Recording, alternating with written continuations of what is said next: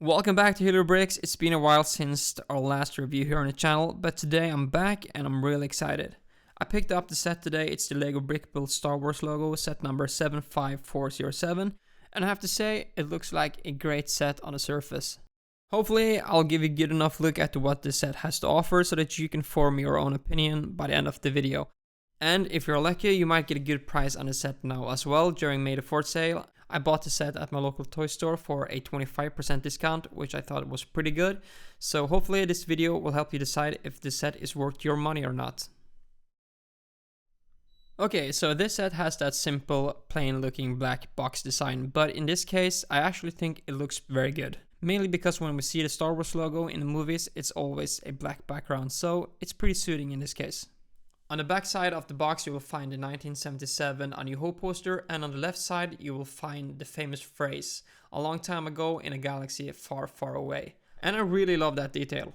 The box also shows a small surprise hidden in the letter T, but I will get back to that later, but first let's open the box and see what's inside.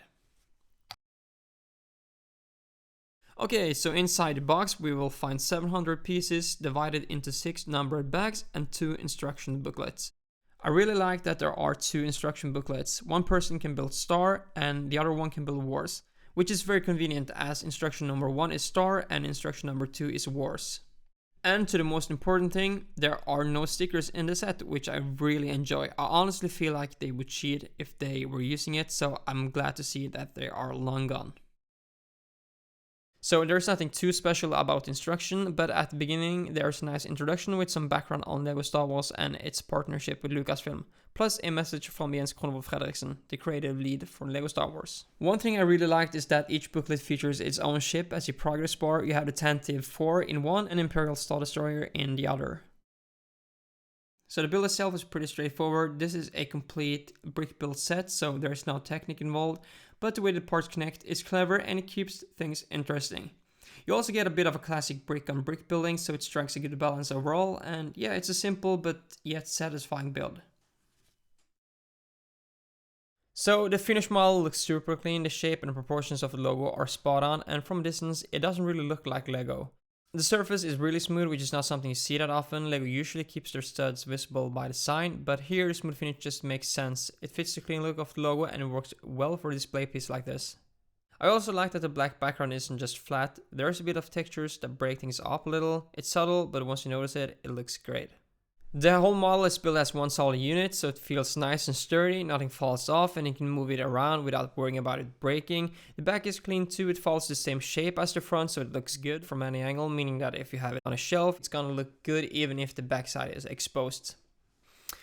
Okay, so like I mentioned at the start of the video, there's a fun little Easter egg inside the letter T. It shows the opening scene from A New Hope with the Tantive 4 being chased by a Star Destroyer, and Tatooine is even represented by a single round half tile, which I think is a great little detail. The scene is hidden under a small panel you can remove, which gives the set a slightly more interactive feel, even though it's mostly meant for display. I honestly wish there were a few more surprises like that. It just makes the build a bit more fun and interesting. So to wrap things up, I think this is a really unique set. It's not a ship, it's not a droid, and it's not a scene. It's something different, and that's actually pretty refreshing. It gives you a break from the usual stuff, both when building and when displaying it. Visually, it works well on its own, but it also ties in nicely if you already have a couple of UCS sets or display sets. Personally, I think it looks great next to 1 or 2 sets. The best thing is probably to display it like a centerpiece in like your whole collection, but it's totally up to you. You can display this thing however you want. It can also act as a backdrop depending on how you set things up. Now let's talk about the price. At $60, you're paying for a display model with 700 pieces, no minifigures and no play features. That might sound like a bit much on paper, but considering the presentation, the solid build and the iconic subject, I think it's almost fair. I really think they should have included some minifigures. I think it's a missed opportunity to not include something like a George Lucas figure. That would have been amazing, but even just something simple like a Darth Vader or a Luke Skywalker figure. It's also the kind of set that makes more sense the more you look at it.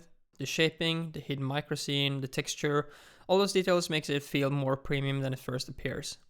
It's probably not a must-have for everyone, but if you're into Star Wars display builds or want something to break up your collection visually, this is a really solid pick. And yeah, that's my review. Let me know what you think of the set in the comments. Would you buy it or is it a pass? Thanks for watching and I'll see you in the next one.